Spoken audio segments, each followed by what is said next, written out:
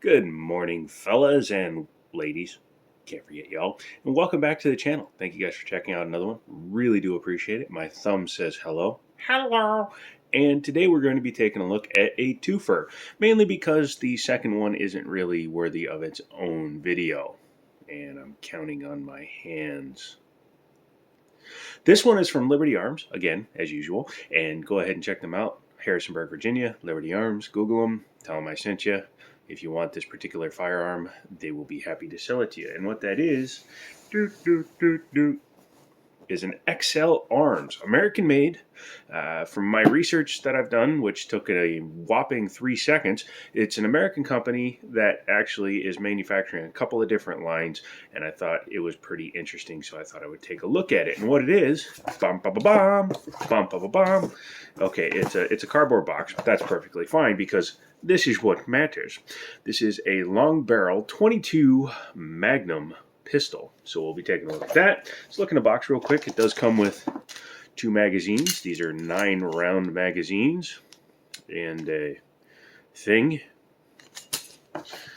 This is kind of cool because you can move it depending on how you want the gun sitting in the box. That's actually something a lot more companies should do. Make it movable, yo. You get your manual, which is just pieces of paper stapled together. Your contents list. Some Allen keys, and we'll show you what those are for later. And that's about it. Let's go ahead and get rid of those. Show you that it is clear, nothing in it. Yep, very clear. Drop the magazine out. Heel release, because why not? And we'll take a look at the pistol itself. It looks a little bit like a Smith & Wesson Victory or a Target pistol of the same ilk. However, as I said, this one does shoot 22 Magnum. Maximum Magnum. But this is a 22 Magnum. This happens to be Spear Gold Dot. Personal protection, blah, blah, blah. However, this is short barrel, but this is not made for this gun. That's one thing. XL is very clear when you go to their website because it is still manufactured new. It's chambered in both 22 Magnum as well as 5.7 by 28, which is the same round as the FN 57 or the Ruger 57, or I believe PSA is coming out with their own version. But pretty cool and interesting setup. Stainless steel bull barrel. You can see how heavy that material is. 8.5-inch barrel. Polymer lower aluminum. Weaver rail up top with a fully adjustable sights. Not fully adjustable, just adjustable, but they do appear, at least the rear one looks like a Glock sight because it has a mount and then the sight is inside of it. Interesting. But yeah, you could take that off if you're like psychotic and you need to disassemble the entire firearm, which we will not be doing in this video, which is another reason why I'm showing 2 of them. Not an ambidextrous firearm. It does have these, I believe that's a, yeah.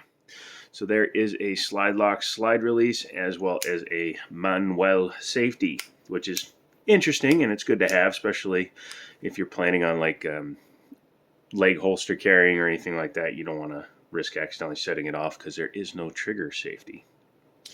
Big chunkster of a polymer grip. Part of me wonders if that can be thinned out because it does add a lot of weight to the firearm itself. And 22 Magnum doesn't really need a ton of weight in order to handle any sort of weird recoil, but it is interesting. If you can kind of see up inside of there, you will see the recoil spring is up there, because this is more of a bolt than just a slide, because the part that moves also contains the striker, and or actually it's a striker. I was wondering if it was a striker fired or not, but as you can see, it also contains the breech and everything inside this moving piece, which technically makes it a bolt, so that's interesting. Serial numbers right there. This is an earlier one. I'm not 100% sure what their manufacturing numbers are at, but this one is 3,425, so it has not had very many made. I don't have a 22 Magnum snap cap, but we will pull it just so you can see the trigger pull here. So pretty short, a little bit of take up, not a ton there, and heavy brake actually. Very heavy brake, probably around 7 pounds. reset is pretty much right back out to the wall. You heard 2 clicks. That was just me releasing it. So one more time. Like I said, don't do this a lot.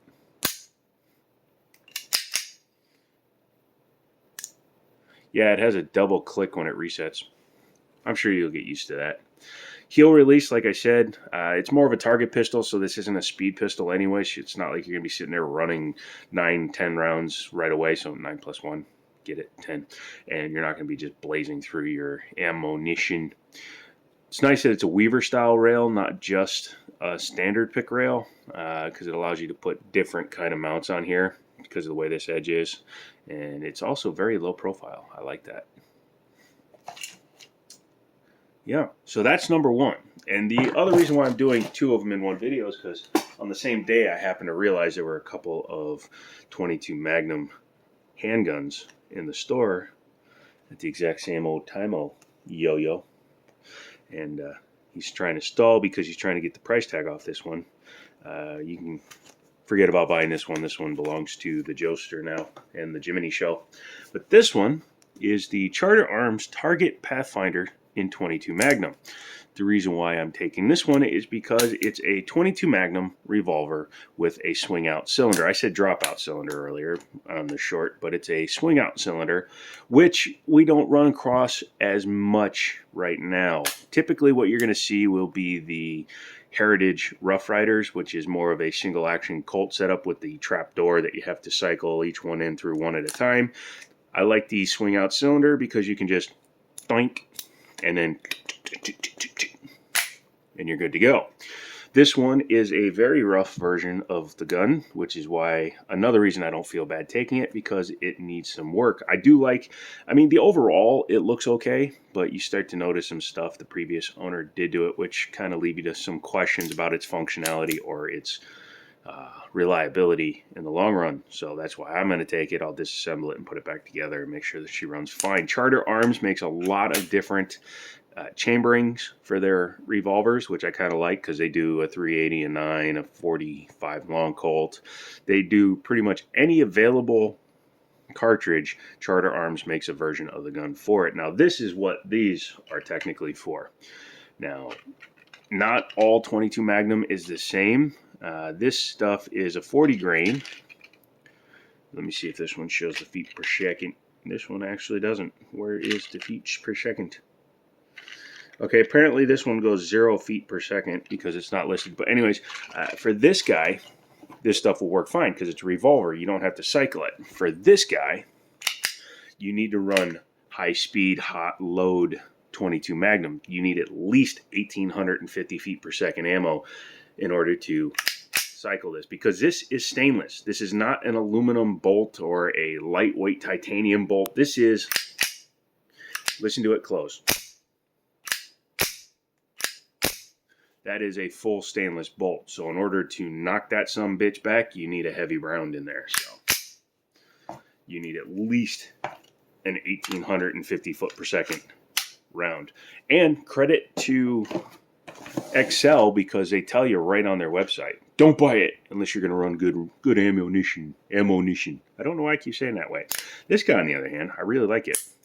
Has an adjustable rear sight and a mutilated front sight.